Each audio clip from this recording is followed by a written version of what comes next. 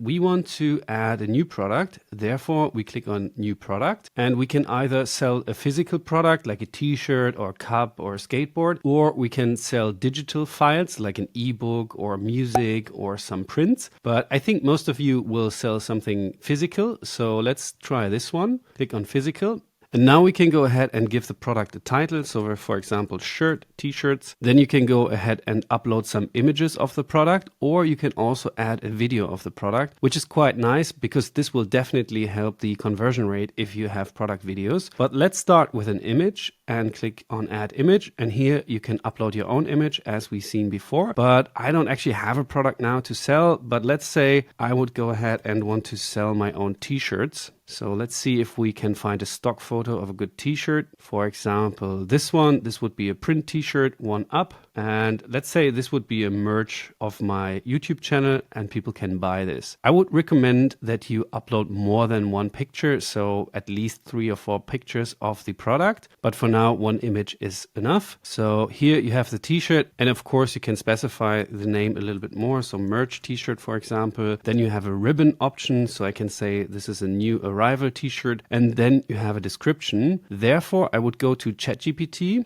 and here you can just say, please give me a product description of a t-shirt, 100% cotton. So this way you don't have to start from scratch, and you can simply take the text from ChatGPT and then go back here and just enter the text. And of course, same as we did on the landing pages, on the homepage, just give it some space. And here you have the instructions and the features, 100% cotton, design is timeless, blah, blah, blah. You can now change this, but you don't have to start from zero. With this text, you can just edit it a little bit, and then you have a perfect description of your product. And you have different options for the text again, bold, italic, underlining. You can even change the color and link it and have some bullet points. So this is pretty cool that you have a full editor inside the product description. And Wix also has an AI text generator for you ready, so you don't really have to use ChatGPT. You can also try the Wix one. Yeah. Then you have some additional sections. You can add some info sections, maybe about, I don't know, delivery options or delivery time when it's, for example, a print on demand t-shirt. Play around with this. And then you have a price. So let's say this costs like $35 and you can say it's on sale.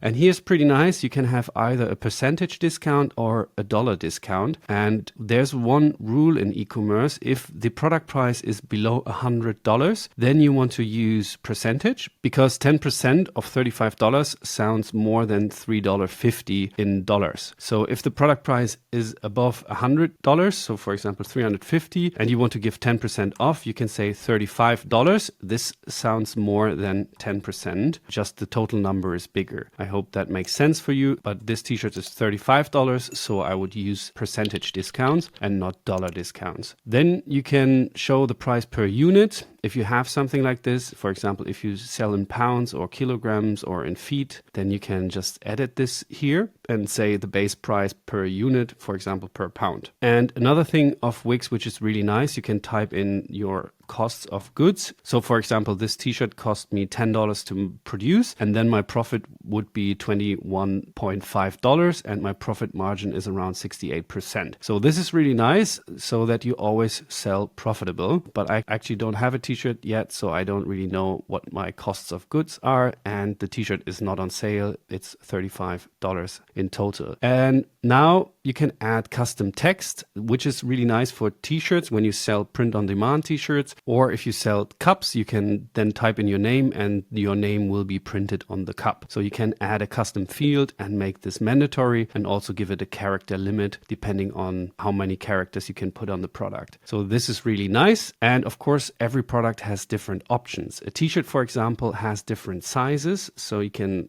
select size, and then you can type in small, medium, large, and extra large. You can also just take the abbreviation S, M, L, and XL, but I think that's okay now. And then I can click add. and now I can individually manage the prices. So for example, a small t-shirt might be -$5, so it's a little bit cheaper, and an extra large shirt, because it's a little bit more, it's +$5. And then you can simply type in the price difference here and it will automatically add that up. And you can also have different cost of goods. So maybe you can produce the small t-shirt cheaper than the extra large t-shirt. And then you have some SKUs which you can enter, and you can also say it's in stock or it's out of stock. And the best part, you can also track your inventory. So I can say I have 3 small t-shirts, 5 medium t-shirts, 6 large t-shirts, and 2 extra large t-shirts. And whenever someone orders like a small t-shirt, then it will automatically deduct this from the inventory and say 2 t-shirts is left in stock. And you will automatically get a notification when you run out of inventory for small t-shirts. So this is really nice, and we can apply this, and people then can, in the checkout page, they can select the size of the t-shirt and then purchase the t-shirt they want for the price you set. And you can see the variants here, and you can always go in and edit those. And for a lot of YouTubers or other product stores, which is quite nice, you have the options to pre-order. So if I want to make a product drop and say, okay,